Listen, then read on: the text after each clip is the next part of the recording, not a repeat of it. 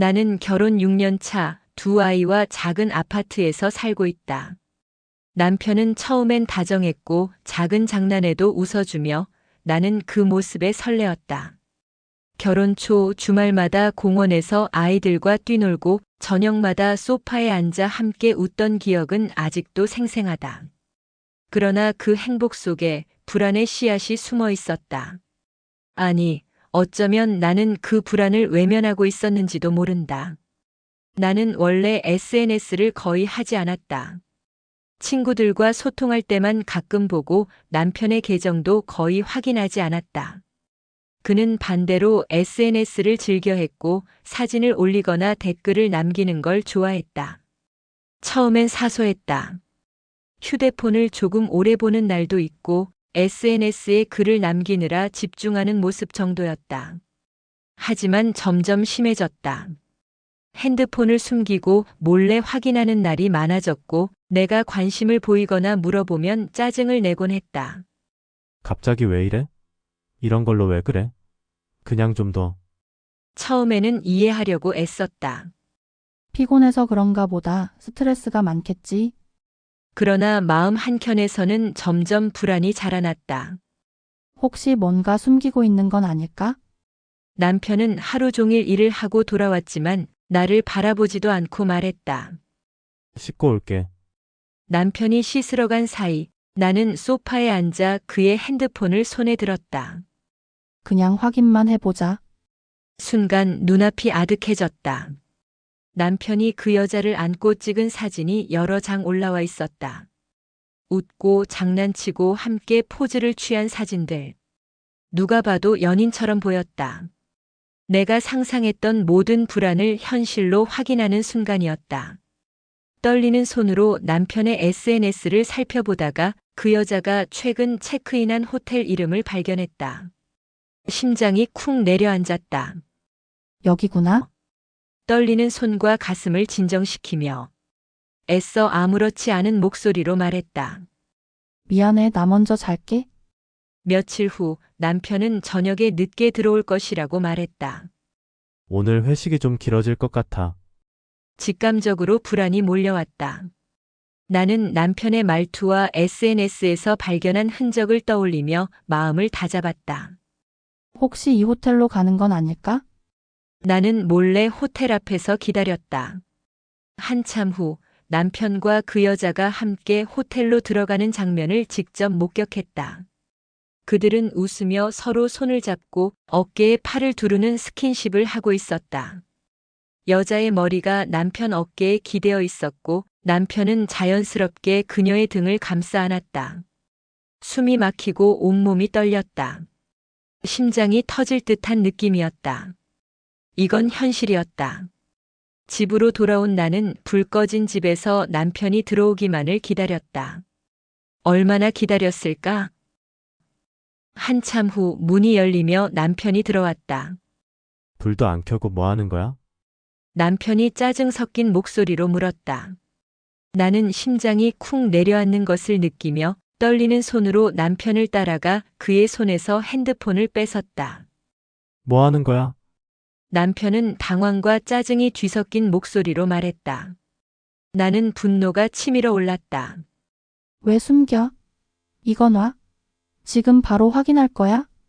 실랑이가 이어지던 순간 나는 참지 못하고 남편의 뺨을 때렸다.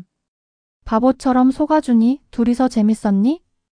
남편은 충격과 당황으로 눈을 크게 뜨고 몸을 뒤로 물렸다. 나는 떨리는 손으로 핸드폰을 놓치지 않고 메시지 앱을 열었다. 먼저 그 여자에게 보냈다. 당장 우리 남편 그만 만나? 잠시 후 그녀는 뻔뻔하게 답했다. 왜 이렇게 난리야? 우리 그냥 즐긴 것뿐인데 뭐가 문제야? 나는 그 문장을 읽는 순간 속이 끓는 듯 했다. 믿었던 사람이 그리고 그 여자가 이렇게 당당할 수 있다는 사실이. 내가 상상했던 모든 불안과 분노가 한순간 불길처럼 타올랐다. 남편은 아무 말도 하지 못했고 나는 눈물을 흘리며 소리쳤다. 눈물이 쏟아지면서도 내 손은 여전히 핸드폰을 놓지 않았다. 분노와 배신감이 뒤엉켜 몸이 떨렸고 머릿속은 한순간에 온통 복수 생각으로 가득 찼다. 이게 뭐야? 너 정말 미쳤구나. 남편이 떨리는 목소리로 말했다. 하지만 그의 말은 내 귀에 들어오지 않았다. 남편이 떠난 날 집은 이상하게도 너무나 조용했다. 두 아이의 숨소리만 간헐적으로 들리고 거실 소파 위에 남겨진 그의 티셔츠는 그가 막 지나간 것처럼 아직도 따뜻한 기운을 잃지 않고 있었다. 그 티셔츠를 손끝으로 쓸어보던 나는 그가 이미 다른 사람의 품에 있는 광경을 머릿속에서 지워보려 애썼다. 소용없었다. 이제 우리 끝이야. 그가 그렇게 말했을 때의 표정은 내가 아는 그의 표정이 아니었다. 이미 무언가에 홀린 사람처럼 눈빛이 반짝였고 내게 비치는 마지막 시선은 죄책감이라기보다는 설렘에 가까웠다. 그는 가방을 챙기고 우리를 떠났다. 아이들은 울었다. 하지만 나는 울지 않았다. 대신 내 속에서는 차갑고 단호한 결정이 자라기 시작했다. 처음 몇 주는 무의미하게 흘렀다. 나는 아이들 밥을 챙기고 등하교를 도우며 모든 것을 일상으로 만들었다. 하지만 밤이면 그의 웃음소리가 비집고 들어와 가슴을 긁었다. 그러다 어느 날 동네 작은 북카페에서 우연히 그를 만났다. 아니, 정확히 말하면 그가 아닌 남편의 그림자를 지운 새로운 사람을 만났다.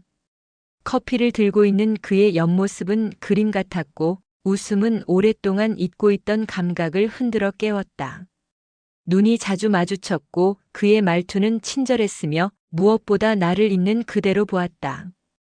그는 내가 아이들과 함께 온 날에도 지친 얼굴을 한 내가 책장을 넘길 때도 다정하게 다가와 작은 농담을 건넸다. 점점 그의 존재는 내 하루의 중심이 되었다. 그 사람, 그래, 이젠 그 사람이 아니라 준호라고 부르자. 준호는 내게 아무 압박도 주지 않았다. 대신 그는 내 이야기를 들었다. 내가 남편과 아이들 사이에서 느낀 외로움, 배신, 그리고 포기할 수 없었던 여러 감정들을 그는 쉽게 받아주었다. 내가 지금까지 버텨온 게 대단해. 라던 그의 말에 나는 부드럽게 녹아내렸다. 그의 손은 다정했고 그의 눈빛은 안전했다. 내가 다시 웃기 시작한 건 준호가 내 곁에 서 있는 순간부터였다. 시간이 흘러 나는 예전과 다른 내가 되어가고 있음을 느꼈다. 옷차림도 조금 바뀌었고 말투도 더 단단해졌다. 아이들과 보내는 시간은 여전히 소중했지만 그 사이사이에 내 삶을 위한 작은 시간들이 생겼다. 친구들과의 만남, 새로 시작한 취미, 그리고 준호와의 가벼운 데이트들. 무엇보다 중요한 건 내가 누군가의 그림자가 아니라 내 삶의 주인으로 서기 시작했다는 사실이었다. 그 소식을 들은 건 뜻밖의 방식으로였다. 남편의 친구로부터 온 메시지 하나. 요즘 민수 괴롭다더라. 내가 잘 지낸다는 소문에 걔도 이제 후회하는 듯. 그 문장을 보자 몸이 이상하게 오싹했다. 하지만 그 오싹함은 전에 느꼈던 공포와는 달랐다. 이번엔 다른 감정이 끼어들었다. 묘한 쾌감과 경쾌함이 섞인 냉정함. 며칠 후 남편이 우리 집 문 앞에 섰다. 초인종 소리가 그토록 크게 들린 적이 없었다. 문을 열자 거기서 떨고 있는 그의 모습을 보았다. 그의 얼굴은 창백했고 눈에는 진심과 절박함이 뒤섞여 있었다. 제발 다시 시작하자. 내가 바보 같았어. 제발 돌아와줘. 그의 목소리는 목이 메어 있었다. 나는 잠시 아이들 방으로 들어가 아이들이 낮잠을 자는 모습을 확인했다. 아이들의 평온한 얼굴을 보며 나는 평정심을 되찾았다.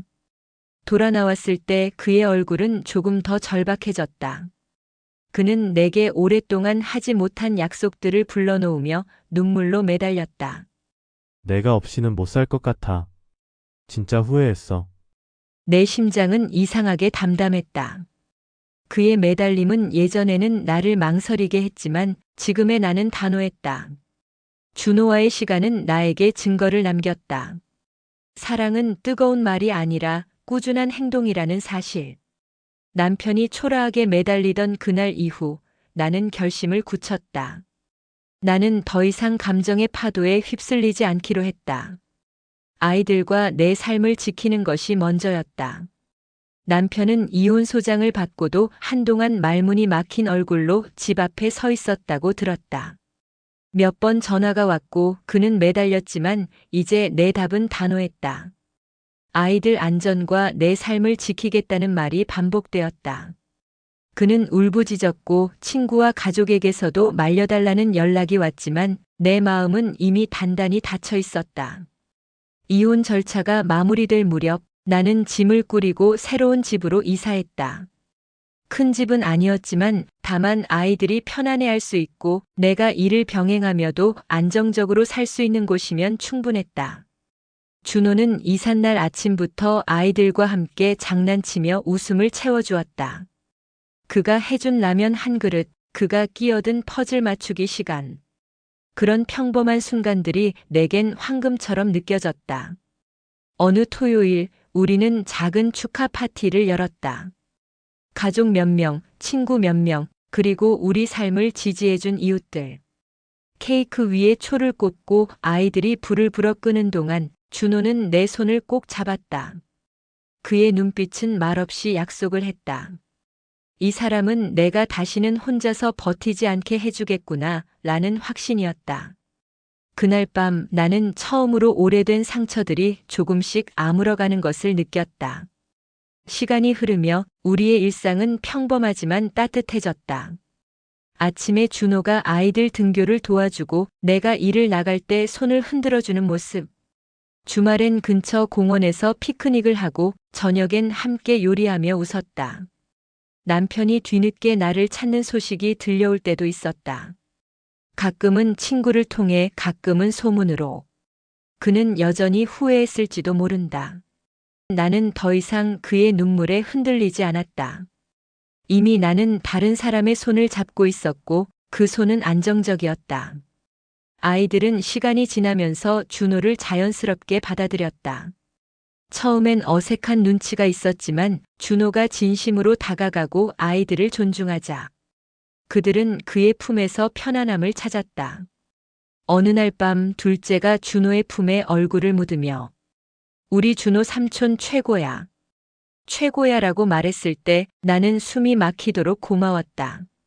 그 말 한마디가 내가 내린 모든 선택의 정당성을 증명해 주는 것 같았다. 어느 저녁 창문 너머로 노을이 붉게 물들었다. 준호가 와서 조용히 귀에 속삭였다. 앞으로 우리 매일을 이렇게 살아보자. 소소하지만 확실하게 행복하게. 나는 고개를 끄덕이며 창밖의 노을을 바라보았다. 아이들의 웃음, 준호의 손, 그리고 나 자신. 이 모든 것이 이제 나의 삶이었다. 남편이 매달릴 때 느꼈던 분노와 배신감은 이제 내 마음 한켠에서 먼 그림자가 되어 사라졌다. 진짜 복수는 그가 후회하도록 만드는 것이 아니라 내가 아이들과 함께 그리고 준호와 함께 행복하게 살아가는 것이었다. 남편의 매달림은 사라지지 않았지만 그 울림은 더 이상 내 귓가를 흔들지 않았다. 나와 아이들을 위한 선택. 그리고 그 선택은 준호와의 작은 행복으로 채워졌다. 복수의 달콤함은 남편을 망가뜨리는 데 있지 않았다. 복수는 내가 다시 웃는 데 있었다. 나는 지금 웃고 있고 아이들은 밤마다 편안히 잠들며 아침에는 해맑게 인사를 한다. 준호의 손을 잡고 시장을 가며 나는 생각한다. 이제 나의 이야기는 내가 쓸 거야? 누구도 아무도 그걸 뺏어갈 수 없어. 그리고 그 사실이 무엇보다 달콤했다.